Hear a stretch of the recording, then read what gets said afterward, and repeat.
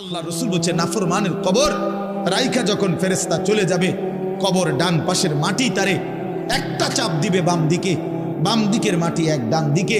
আল্লাহর কসম ডান পাশের হাড্ডি পাঁজর ভাঙ্গা ডান দিকে বাম দিকে চলে যাবে, বাম দিকের হাড্ডি পাঁজর ভাঙ্গা এই দুই আঙ্গুল যেভাবে এইভাবে একটার ভিতরে ঢুকে গেছে, খোদার কসম ডান পাশের হাড্ডি পাঁজর বাম পাশের হাড্ডি পাঁজর এইভাবে একটার ভিতরে ঢুকে যায়।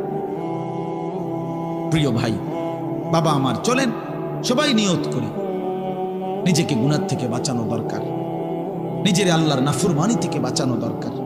আল্লাহ তাআলা বলেন, আমি আল্লাহকে না দেখে, আমি আল্লাহকে ভয় করে, আখিরাতকে ভয় করে, জাহান্নামকে ভয় করে, কবরকে ভয় করে।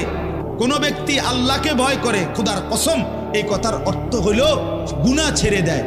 যে গুনাহ ছেড়ে দেয় সে আল্লাহকে ভয় করে, যে আল্লাহকে ভয় করে সে গুনাহ ছেড়ে দেয়। কোন নাফরমান আল্লাহকে ভয় করে না, আল্লাহকে ভয় করলে গুনাহ করতে পারে না। যে গুনাহ ছেড়ে দেয়